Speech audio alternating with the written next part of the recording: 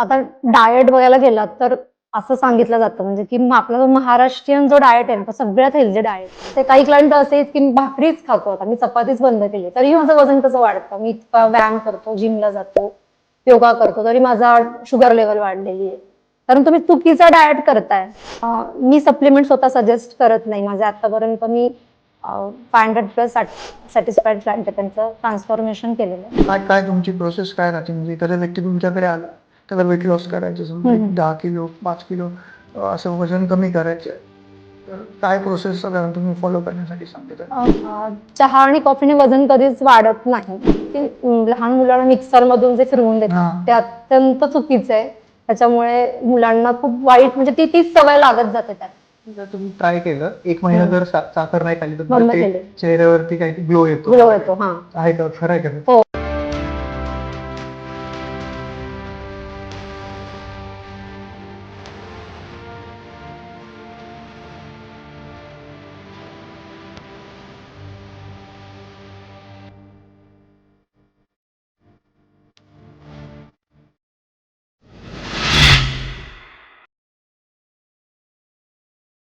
वजन वाढण्याची समस्या तुम्हा सगळ्यांनाच जाणवत असेल. त्याच्यामुळे तुम्ही पण अनेकदा असा विचार करत असाल की जेवणाच्या आधी पाणी पिऊ की जेवणानंतर पाणी पिऊ, कॉफी चांगली की चहा चांगला, नेमकं आहारात आपण कुठल्या गोष्टी समाविष्ट करून घेतल्या पाहिजेत जेणेकरून आपली प्रकृती नेहमीच निरोगी राहील. तर या सगळ्या प्रश्नांची उत्तर देण्यासाठी आज आपल्यासोबत माधुरी हिंद्रे मॅम आहेत, ज्या डायटिशियन आहेत. त्यांच्यासोबत आज आपण डाएट विषयी, रेग्युलर डाएट आणि बाकी इतर गोष्टींविषयी चर्चा करणार आहोत. स्वागत आहे मॅडम तुमचं बिंदास बोलमध्ये.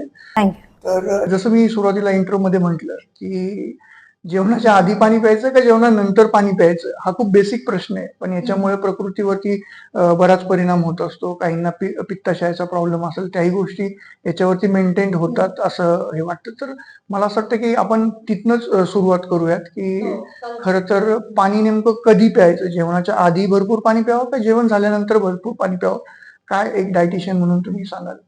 पाण्याचं दिवसाच्या सुरुवातीला म्हणजे सकाळी उठल्यानंतर जर तुम्ही ब्रश करण्याच्या अगोदर जर पाणी पिलं, तुमच्या त्या पचनक्रियेसाठी पण चांगलं आहे आणि संपूर्ण आरोग्यासाठी पण चांगलं आहे.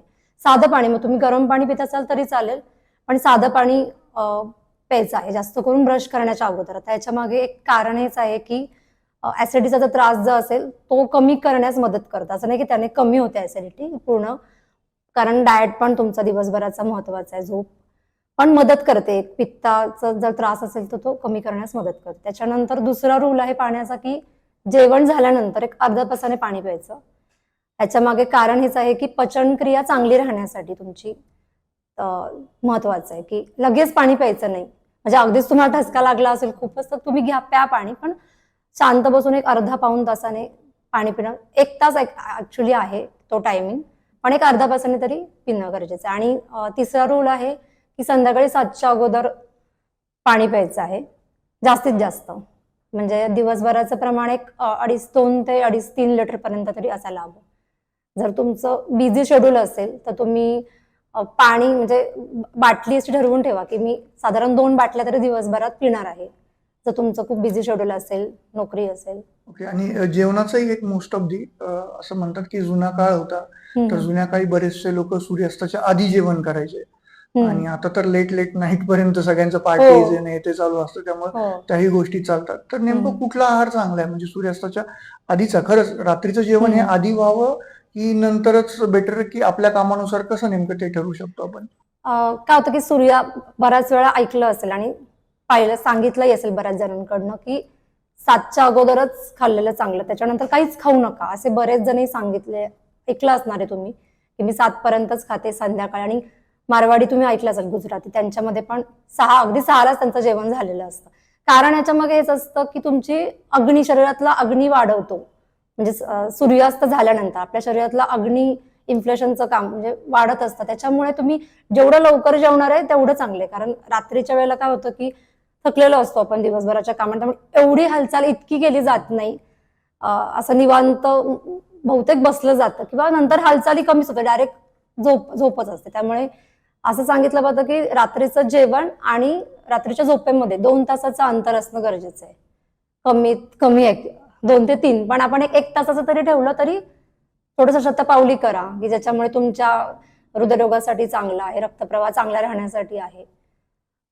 रात्रीच्या वेळेला खूप फास्ट नाही चालायचंय, पण एक शतपावली गरजेचं आहे. त्यामुळे जेवढं तुम्ही लवकर खाणार आहे तेवढं चांगलं आहे. आणि तुमचं तर नाईट शिफ्ट असेल, नाईट शिफ्ट आता बऱ्याच आहे जण असते, त्यामुळे हा प्रश्न असतो की मग आम्ही तेव्हा आहार कसा घ्यायचा. तर अशा वेळी तुम्ही हलका आहार घ्या. थालीपीठ असेल, तुमचं नाईट शिफ्ट म्हणजे ड्युटी चालू होण्याच्या अगोदर सूप असेल, असे हलके पदार्थांचा समावेश करा.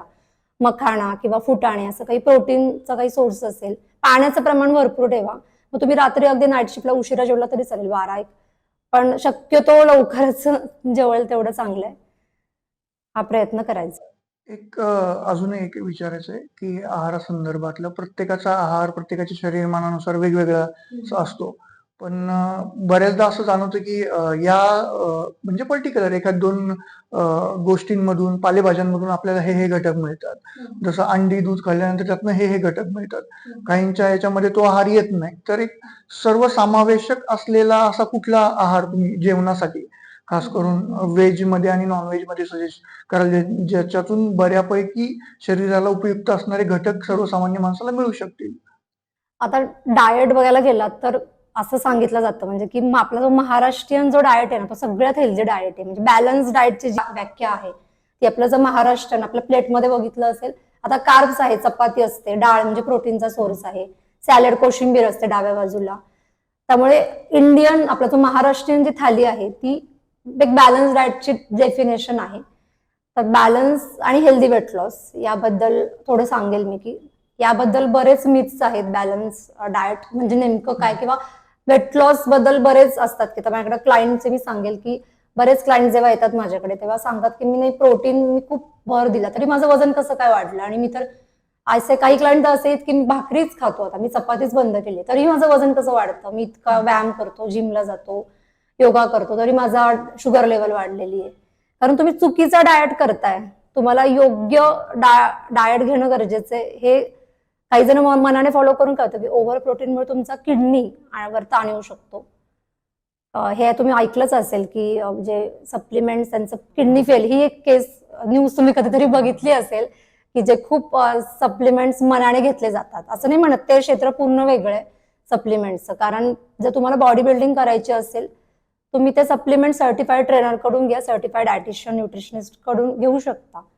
पण मी सप्लिमेंट स्वतः सजेस्ट करत नाही. माझे आतापर्यंत मी 500+ सॅटिस्फाईड क्लायंट आहे, त्यांचं ट्रान्सफॉर्मेशन केलेलं आहे. तर त्यांचा जो वेट लॉस दिलाय मी, तो त्याच्यामध्ये सगळं घरचंच खाणं आहे. म्हणजे जेवढं तुम्ही नॅचरली खाणार तेवढं तुमच्या आरोग्यासाठी चांगलं आहे. साधारणतः काय काय तुमची प्रोसेस काय राहते? म्हणजे एखादा व्यक्ती तुमच्याकडे आला, त्याला वेट लॉस करायचे, समजा एक 10 किलो 5 किलो असं वजन कमी करायचं आहे, तर काय प्रोसेस साधारण तुम्ही फॉलो करण्यासाठी सांगता त्यांना? फर्स्ट आहे जो फॉर्म सेंड केला जातो त्याच्यामध्ये तुमची मेडिकल हिस्ट्री तुम्ही सांगणं गरजेचं आहे. जे काही तुमचे हेल्थ इश्यूज आहेत, वेट, हाईट, तुमची लाईफस्टाईल, मग त्याच्यानंतर क्लायंटशी बोललं जातं, लाईफस्टाईल विषयी विचारलं जातं, त्यांची मेडिकल हिस्ट्री मेन काय आहे, हेल्थ इश्यूज काय आहेत, काय डेफिशियन्सीज आहेत, आणि त्यानुसार मग डाएट हा प्लॅन केला जातो क्लायंटशी बोलल्यानंतर. म्हणजे प्रत्येकाच्या ह्याच्यानुसार वेगवेगळा हा डाएट असतो. कारण डेफिशियन्सी तुमचा हेल्दी वेट लॉसची डेफिनेशन काय आहे की तुमचे हेल्थ इश्यूज सॉल्व्ह होणं गरजेचं आहे. तुमचे जर हिमोग्लोबिनच कमी असेल, तुमचं वजन समजा 10 किलो झालं आणि तुम्ही हिमोग्लोबिन लेवल कमी आहे, व्हिटॅमिन डी, व्हिटॅमिन B12 असेल, याचे जर बरेच डेफिशियन्सी प्रमाण वाढत चाललंय. असं नाही की फक्त जे प्युअर व्हेजिटेरियन आहेत त्यांच्यामध्येच व्हिटॅमिन B12चं प्रमाण कमी आहे, तर जे नॉन व्हेजिटेरियन त्यांच्यामध्ये पण का कमी आहे, याच्यामागे कारण हे आहे की आजकाल नॉनव्हेज बरेच प्रमाणात बाहेर खाल्लं जातं, घरी कमी बनवलं जातं. मग बाहेरचं किती तुम्ही खाल्लं तरी त्याच्यामध्ये तुम्हाला एवढा नाही व्हिटॅमिन B12चा सोर्स नाही मिळाला जात, किंवा प्रोटीनचा इतका नाही. तुम्ही जेवढं घरचं खाणार तेवढं चांगलं आहे.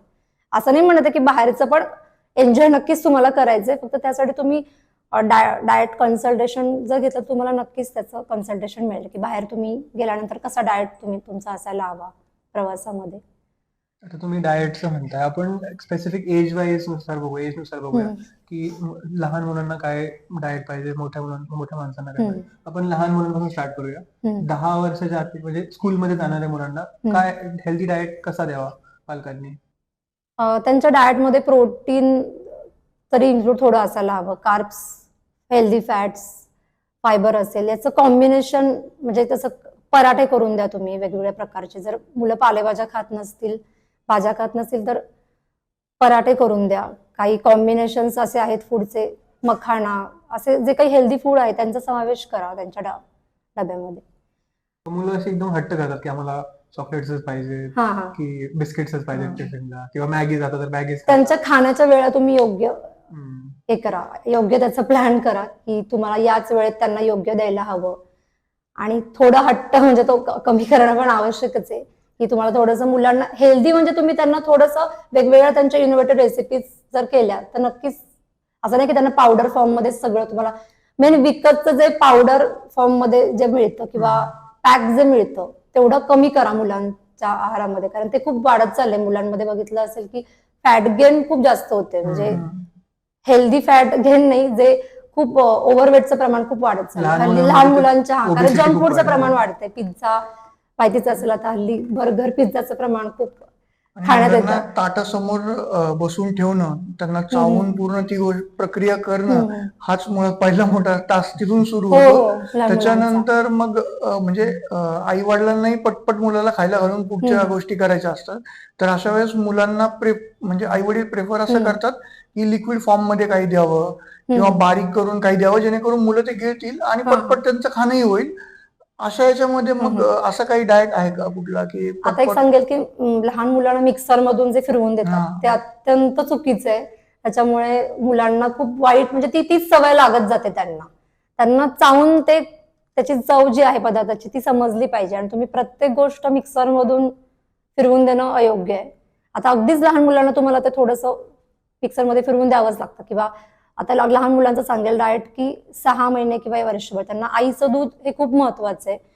जेवढं साधारणतः 1 वर्षभर तुम्ही तरी दिलं, 1.5 वर्षापर्यंत तरी चांगलं आहे. 6 महिने तर कंपल्सरीच असतं आईचं दूध. आईच्या आरोग्यासाठी पण चांगलं असतं, म्हणजे आईच्या ब्रेस्टच्या हेल्थसाठी असेल किंवा ओव्हरऑल हेल्थसाठी आईच्या आणि मुलांच्या पण. मुलांना जेवढं आईचं दूध मिळणार आहे तेवढं मुलांच्या आरोग्यासाठी चांगलं आहे. आणि त्याच्यानंतर त्यांचं सुरुवातीचं जे फूड असतं ते तांदळाची पेज असेल, तांदळाचं पाणी, हे अगदी आपल्या जुनी आजी त्यांनी जे काही आपल्याला सांगितलं तसंच ते योग्य आहे की तांदूळ हे पचायला हलका असतं, त्यामुळे त्यांना सुरुवातीला हलकं देणं आहार खूप महत्वाचं आहे. आणि डॉक्टरांकडून सांगितलं असतं, तुम्ही पेडियाट्रिशियन कडून, की ते त्यांच्याकडून सांगितलं जातं की मीठ आणि साखर तुम्ही देऊ नका. पण बरेच जण म्हणतात नाही चालतं, काही होत नाही, त्यांना टेस्ट झाली पाहिजे. याच्यामागे कारण हे आहे की मीठ आणि साखर याच्यामुळे त्यांची किडनी नाजूक असतं, म्हणजे त्यांचं सुरुवातीचं जे ऑर्गन्स असतात शरीरातले त्याच्यावर ताण येऊ नये म्हणून ते सांगितलं जातं की मीठ आणि तुम्ही साखरेची त्यांना सुरुवातीला देऊ नका. एक साधारण वर्षभर तरी देऊ नका, 6 ते 8 महिने. त्यानंतर तुम्ही हळूहळू त्यांना दाल खिचडी द्या, कढी भात द्या जे प्रोबायोटिक आहे, थोडेसे फळं द्या बारीक बारीक स्मॅश करून. ओके. सॉस आणि मेयोनीज असे पदार्थ जर दिले मुलांना तर ते कुठल्याही याच्यामध्ये रॅप करून ते अगदी आवडीने खातात, पण हे खरंच तितकं हेल्दी आहे का? नाही, सॉसचं प्रमाण कमी असणं खूप आवश्यक, कारण त्याच्यामध्ये प्रिझर्वेटिव्ह आहे जे नाही चांगलं, म्हणजे सगळ्यांसाठीच. कॅन्सरचं जे प्रमाण आपण म्हणतो की त्याचं अति सेवन नसावं. टॅमॅटो सॉस तुम्ही बघितलं असेल बऱ्याच ठिकाणी घरगुती पण विकत मिळतो, की आपण घरी स्वतः आपण घरी पण बनवू शकतो टॅमॅटो सॉस, पण तसा बनवला जात नाही बिझी शेड्यूलमुळे. पण गरजेचं आहे की जेवढं तुम्ही नॅचरली द्याल तेवढं चांगलं आहे मुलांना. आणि सॉसचं प्रमाण हे कमीच असावं, मेयोनीज किंवा याचं कधीतरी दिलं चांगलं आहे, काही हरकत नाही तुम्ही दिलं तर. आपण खूप सारे रील्स बघतो आता लहान मुलांच्या, जे इंडियामध्ये स्पेसिफिकली होत नाही, बाहेरच्या कंट्रीज मध्ये जे चायना किंवा जपान असतील, तर मुलांना ते लहान मुलं असतात, लहान मुलं ते लोक टेबलवरती बसवतात आणि मग त्यांच्या समोर जेवण वाढतात आणि ते मुलं आपापली खातात. म्हणजे ते काय प्रोसेस आहे की म्हणजे असं आपण हाताने नाही भरवत त्यांना, म्हणजे पेरेंट्सचं बघून मुलं म्हणजे जसं करतात पेरेंट्स तसं फॉलो करतात. त्यांना एक सवय लागते की आपलं खायचं, हातानेच त्यांना सवय केली जाते, ती एक खूप चांगली आहे सवय. इंडियामध्ये होत नाही, ते होत नाही. खूप लाड आपण करून, पण नंतर आपल्याला तसं वाटतं की मी द्यायला नको, म्हणजे आधीपासून भरवायला नव्हतं पाहिजे, थोडं सांडलेलं ते आवरलं असतं सगळं. थोडंसं माझ्याही बाबतीत झालं ऍक्च्युली, मला माझ्या मुलाच्या बाबतीत, की मी सुरुवातीला त्याला असं भरवायचं, तो सांडायचा, असं वाटायचं खूप अगदी राडा केला जायचा की सगळं सांडून ठेवायचा, पण ते ऍक्च्युली तसं करायला हवं होतं. त्यांना ती सवय लागणं खूप गरजेचं स्वतःच्या हाताने खाण्याची. त्यामुळे काय होतं की त्यांनाही समजतं की कसं खायचंय, भाजीमध्ये घेऊन भाज्या खाणं खूप महत्वाचं आहे. मग ते आपल्याला काय वाटतं की भाजी खात नाही मूल, आपण त्यांना भरवूया. पण मग ते थोडा वेळ लागतो त्यांना सारखं मागं लागून की आता नाही तू हाताने जेवायचं, आता तू मोठा झालाय. बरोबर. आता लहान मुलांचं झालं, आपण थोड्या मोठ्या मुलांकडे म्हणजे कॉलेज वगैरे जातो.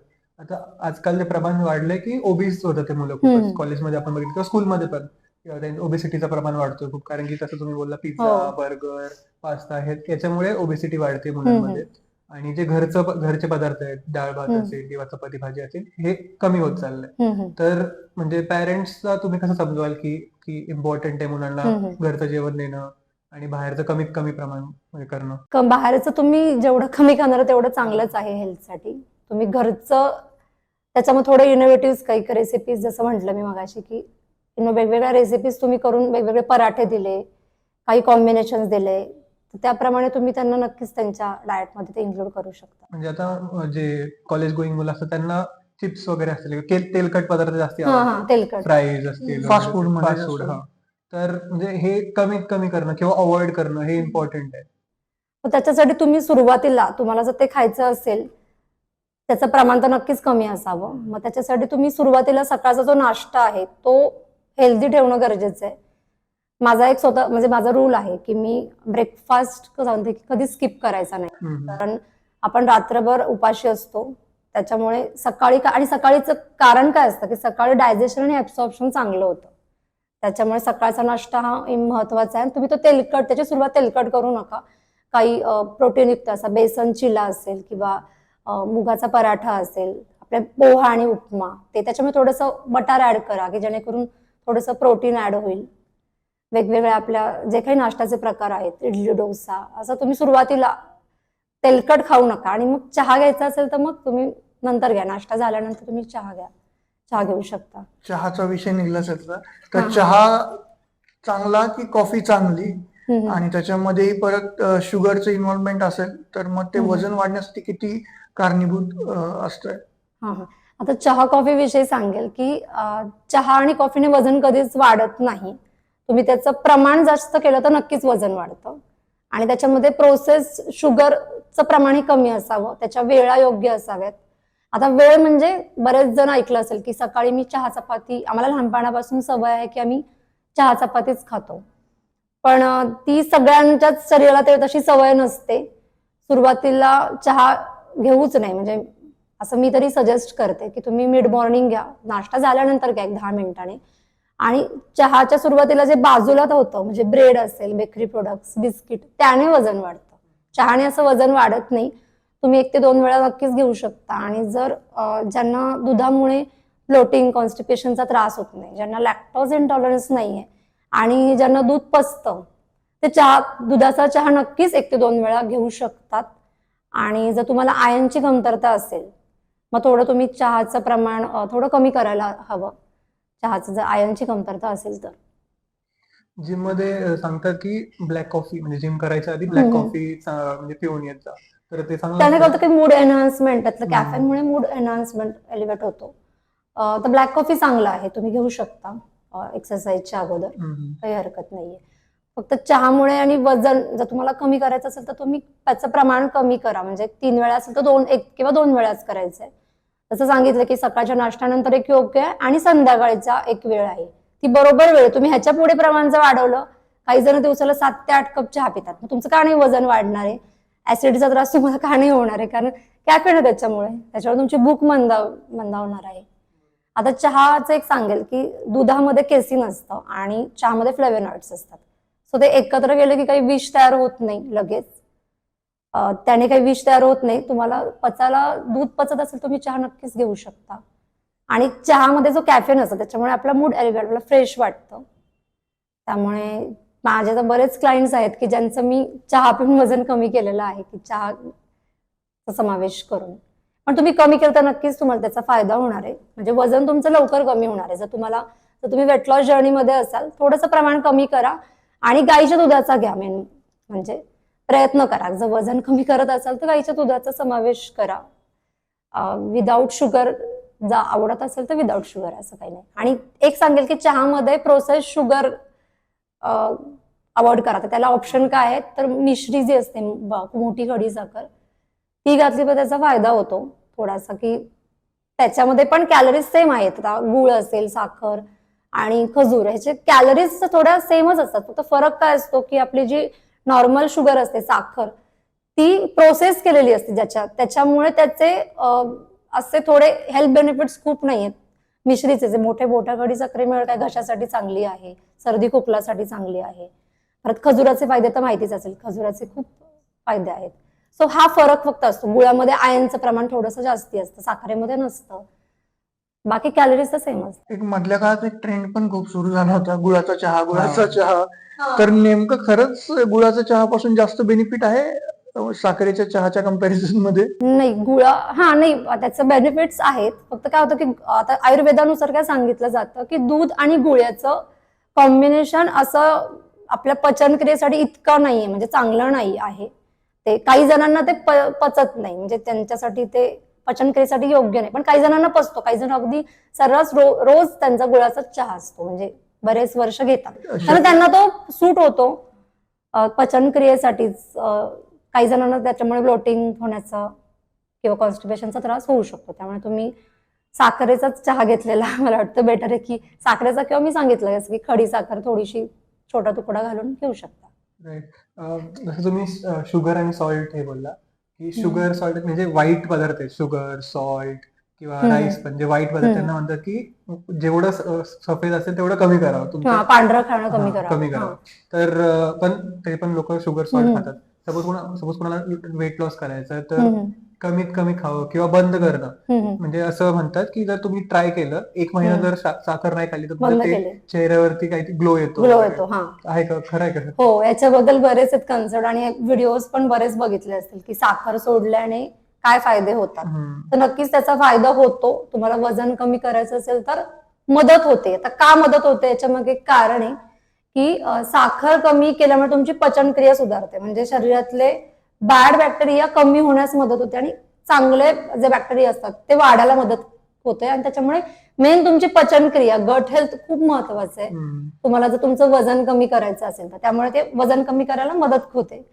आणि ऑफकोर्स तुमचं थोडं फॅट लॉस साखरेमुळे कमी होण्यास मदत होते. आणि साखरेमुळे अजून एक आहे, अतिसाखरेच्या प्रमाणामुळे लिव्हरवर ताण येऊ शकतो, म्हणजे सूज येण्याची शक्यता असते, कारण शरीरातलं इन्फ्लेशन वाढतं जर तुम्ही साखरचं प्रमाण जास्त असेल तर. त्यामुळे लिव्हर हेल्थसाठी चांगलं आहे. त्याच्यानंतर चांगले एन्झाईम्स तयार होतात तुम्ही साखर जर बंद केली तर. त्यामुळे पॅनक्रियासच्या हेल्थसाठी चांगलं आहे. पुन्हा तुमची कॉन्स्टिपेशन, ब्लॉटिंगचा त्रास कमी होतो, ऍसिडिटी कमी होते, असे बरेच फायदे. आणि त्वचा, तुम्ही म्हणला की त्वचामध्ये ग्लो आपल्याला जाणवतो, पिगमेंटेशन कमी होतं साखर कमी केल्यामुळे. त्यामुळे फायदे नक्कीच आहे. तुम्ही 15 ते 20 दिवस करून बघू शकता की साखर पूर्ण सोडायची, बंद करायची, प्रोसेस शुगर जी आहे ती. पण असं करू नका कायमच बंद करायची. काही जण असंही करतात की कायम म्हणजे अजिबातच साखर नको असते. आता काही शिरा असेल, आपल्या शिऱ्यामध्ये घातली जाते, हा तेवढं प्रमाण योग्य, त्याने काय तुमचं लगेच इतकं वजन वाढणार नाहीये. हा तुम्ही वेट लॉसचा डाएट करत असाल तर तुम्हाला ज्या डायटिशियनने दिलेला आहे तो तुम्ही व्यवस्थित फॉलो करणं गरजेचं आहे. त्याच्यामध्ये ऑफकोर्स शुगर, प्रोसेस शुगर तर नसतेच, ऍड नाहीच केली जात. साखरेचा शिरा चालेल, साखरेमध्ये तर आपल्या मिठाईमध्ये साखर असते. प्रमाणामध्ये खावा तुम्ही साखर, तर तुम्हाला त्याचं काही इतकं नुकसान नाहीये. तुमचा बॅलन्स डाएट ठेवून, आता बॅलन्स डाएट विषयी सांगते मी, की जे सांगायचंय की बॅलन्स डाएटची काय व्याख्या आहे, की कार्ब्स. आता बरेच क्लायंट सांगितलं होतं की जसं मगाशी मी सांगितलं की क्लायंट्स बोलले की मी फक्त भाकरीवरतीच असते, की आणि असं सांगितलं होतं की चपाती म्हणजे नाही चांगली. हे खूप मोठं मिथ आहे. ज्यांना ग्लुटन सेन्सिटिव्हिटी असते, साधारणतः 5% किंवा त्याच्यापेक्षा पण कमी जणांना ज्यांना ग्लुटनची सेन्सिटिव्हिटी असते, म्हणजे चपातीचं कार्बचं पचन योग्य होत नाही, मग त्यांनी त्याचं प्रमाण थोडं कमी करा. किंवा आता वेट लॉसच्या डाएटमध्ये असेल किंवा डायबेटीसचे जे पेशंट असतात त्यांना आम्ही कार्ब्स थोडेसे आम्ही कमी करतो आणि प्रोटीनचं प्रमाण थोडं वाढवलं जातं डायबेटीसच्या जे पेशंट असतात त्यांच्यामध्ये. तसं कार्ब्स, जसं प्रोटीन आवश्यक आहेत, मसल तुमचे रिपेअर करतात मसल टिश्यूसाठी, तसंच कार्ब्स पण महत्वाचे आहेत, कारण तुमचे ब्रेन आणि नर्वस सिस्टीमला एनर्जी प्रोव्हाइड करण्याचं काम कार्बोहायड्रेट्स करतात. त्याच्यानंतर ब्लड शुगर लेवल मेंटेन करण्याचं काम करतात. एवढं मोठं त्यांचं काम आहे कार्बोहायड्रेट्सचं. आणि रोजचं जे प्रमाण आहे की 50 ते 70% कार्बोहायड्रेट्स आवश्यक आहेत आणि 30 ते 50 नंतर प्रोटीनचं प्रमाण आहे 30 ते 50% आणि फॅट्सचं आहे 15 ते 20%.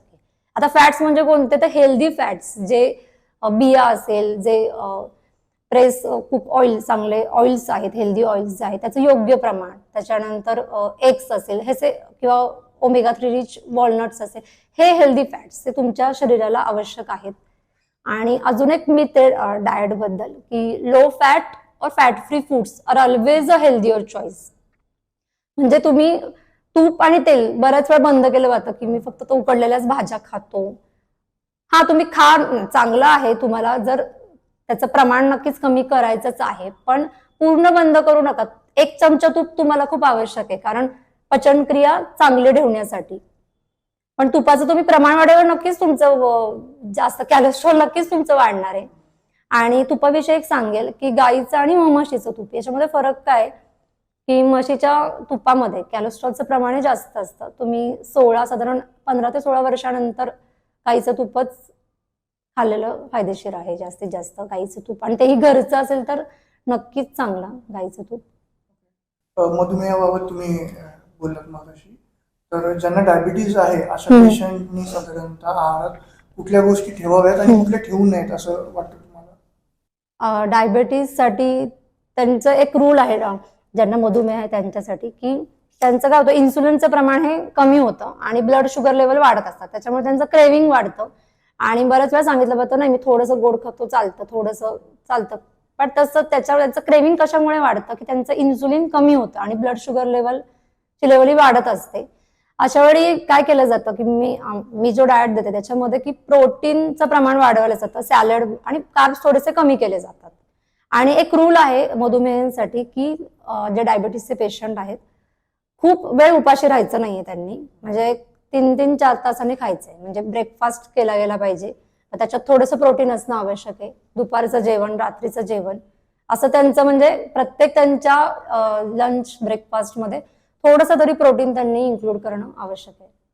मेथीचे सीड्स चांगले आहेत, मेथीचे दाणे, ज्यांना डायबिटीस आहे, इन्सुलिन सेन्सिटिव्हिटी काम करतं त्याच्या रेझिस्टन्ससाठी, त्यामुळे ते एक चांगलं आहे. वाईट प्रोडक्ट दुसरं शुगर आणि दुसरं एक सॉल्ट आहे. सॉल्ट मध्ये लोक म्हणजे जेवणाच्या वरती वरून मीठ टाकतात, वरून ते म्हणतात एकदम चुकीचं आहे, वरून मीठ टाका. हो, खाऊ नये. नाही, ते ज्यांना हाय ब्लड प्रेशर ते चांगलंच नाही, वरून तुम्ही मीठ टाळणं गरजेचंच आहे. पण अगदीच त्यात मीठच नसेल घातलं थोडंसं तुम्ही घालू शकता, पण शक्यतो टाळायचंय वरून मीठ घेण्यासाठी, खाण्यासाठी. ज्यांना हाय ब्लड प्रेशर त्यांनी तर कधीच म्हणजे तसं करूच नाही, वरून मीठ नाहीच घेऊ नये. आता माझ्याकडे बरेच क्लायंट्स आहेत की ज्यांचं वजन कमी होतं आणि इंचेस लॉस काहीच होत नाही, म्हणजे सेम असते वेस्ट साईज. आणि माझ्याकडून मोस्टली मी वेस्ट साईजच म्हणजे रिपोर्टिंग मध्ये असते, बाकी पण मेजरमेंट्स क्लायंट देतात, पण तेच ऍक्च्युली एकच मेजरमेंट रिपोर्टिंग करताना मागे लागावं लागतं क्लायंटच्या. काही जण खूप डेडिकेटेड आणि इफर्ट्स घेणार आहेत की जे व्यवस्थित छान रिपोर्टिंग करतात. तर ह्याच्यामागे कारण हेच असतं की तुमची पचनक्रिया चांगली असणं, मेटाबॉलिझम हे ऐकलं असेल, गुड मेटाबॉलिझम रेट चांगला असेल तर तुमचं वेट लॉस लवकर होतो. ह्याच्यामागे रिझन हेच असतं की मेटाबॉलिझम चांगलं राहिलं तर तुमचं फॅट लॉस कमी होण्यास मदत होते. त्यामुळे पचनक्रिया चांगली राहायची असेल तर आहारामध्ये प्री आणि प्रोबायोटिक, आता याचा काय संबंध आहे की याचा समन्वय साधणं गरजेचं आहे. प्रोबायोटिक मुळे आपल्याला इसेन्शियल बॅक्टेरियाज मिळतात, जे आतड्यांमध्ये जे चांगले रोगजंतू असतात ते वाढायला मदत करतात. आणि प्रीबायोटिक ह्या चांगल्या बॅक्टेरियांचं वाढायचं काम करतात, जे आपल्याला फायबर पासून मिळतात प्रीबायोटिक. त्यामुळे ताक, दही जसं की प्रोबायोटिक आहे, आंबोळे पदार्थ, तुम्ही याच्यामुळे तुमचं पचनक्रिया चांगली राहणार आहे.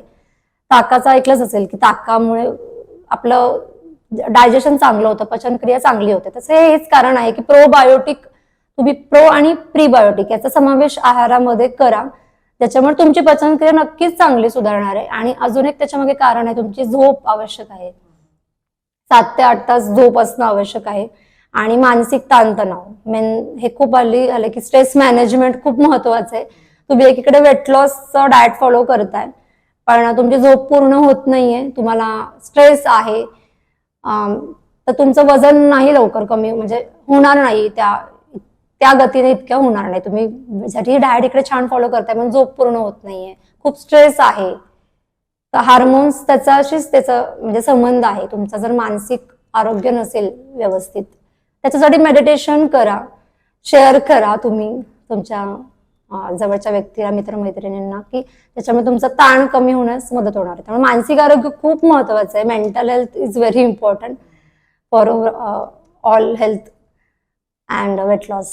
सोर्सेस प्रोटीन प्रोटीनसाठी तर नॉन व्हेजिटेरियनमध्ये तर चिकन आहे, एग्स, फिश मध्ये पण आहे, रेडमीट मध्ये पण आहे थोडंसं. असं नाही की रेडमीट पूर्ण बंद करायचंय, पण कॅलेस्ट्रॉलचं प्रमाण जर कमी म्हणजे चांगलं ठेवायचं असेल हृदयाचं आरोग्य, तुम्ही त्याचं, काही जण आठवड्याला मटण खातात, अगदीच आठवड्यातून 2 ते 3 वेळा, ते योग्य नाहीये. तुम्ही 2 महिन्यातून तुम्ही 2 ते 3 वेळा खा मटण, नाही तुमचं कॅलेस्ट्रॉल लेवल एवढी वाढणार. आणि त्यातली चरबी आहे ती काढा, चरबी जी असते ना पांढरी, काही जण ती पूर्ण म्हणजे सगळीच घातलेली असते मटन मध्ये, तर ती काढून टाका आणि मग ते मटण खा.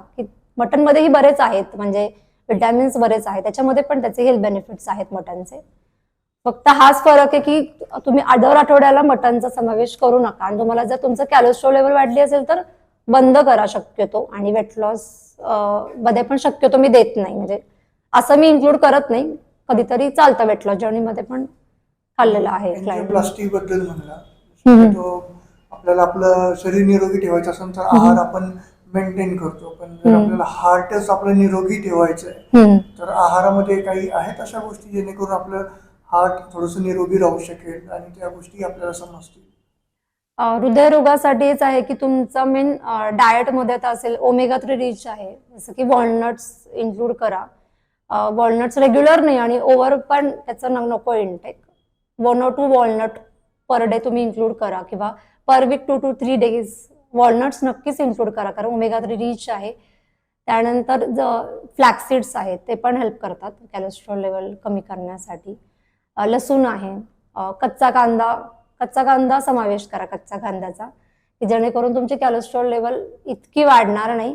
आणि अजून एक आहे की हार्ट हेल्थसाठी जे असे बरेच पदार्थ आहेत ज्याच्यामध्ये आपल्याला समजत नाही की बॅड कॅलेस्ट्रॉल आहे, जसं की फरसाण आहे, समजून येते ते बरेच दिवस तळून ठेवलेलं असतं. बाहेरचे पण जे बाहेरचं शक्यतो तळलेलं जे असतं ते बऱ्याच वेळा त्याच तेलातून ते काढलं जातं. ते जे तेल असतं ते तुमच्या आरोग्यासाठी नाही चांगले, जे बऱ्याच वेळा ते तळून एकाच तेलात ते तळलेलं असतं. मोठी अशी कढई असते आणि बऱ्याच वेळा कधीतरी तुम्ही खा, असं म्हणत नाही की तुम्ही अगदी बंद करा बाहेरचं, पण त्याचं प्रमाण कमी ठेवा, त्याच्यामुळे तुमच्या हार्ट हेल्थसाठी चांगलं आहे. तेलाचं प्रमाण अशा बऱ्याच गोष्टींमध्ये की आपल्याला समजत नाही, फरसाण असेल किंवा काही रेडी टू इट फूड्स असतात, ते रेडी टू इट विषयी सांगेल की रेडी टू इट जे आहेत त्याच्यामध्ये प्रिझर्वेटिव्हचं प्रमाण खूप असतं. आता ओट्स मिळतात, सूप्स मिळतात, ते अवॉइड करा. रेडी टू इट्स म्हणजे काही असतील काही कंपन्यांचे, किंवा पण शक्यतो याच्यामध्ये प्रिझर्वेटिव्ह असतात. रेडी टू इट मध्ये सूप्स असतात, मिळतात, ओट्स मिळतात, ready to eat oats. Roll oats आणा आणि करा ना, रोल ओट्सची खिचडी बनवा, उपमा बनवा, ओट्सचा डोसा बनवा, बरेच ओट्सचे पदार्थ आहेत असे. आणि ओट्सचा एक फायदा एक आहे ओट्स बद्दल की ओट्स हे फक्त वजन कमी करण्यासाठीच आहे, तसं नाहीये. ओट्समध्ये जे बीटा ग्लुटेन आहे ना, की जे हृदयरोगासाठी खूप चांगलं आहे, कॅलेस्ट्रॉल कमी करतं जे त्यातलं बीटा ग्लुटेन आहे, त्यामुळे ते डायजेशनसाठी एक चांगलं आहे. फायबर आहे, गुड प्रिबायोटिक ओट्स.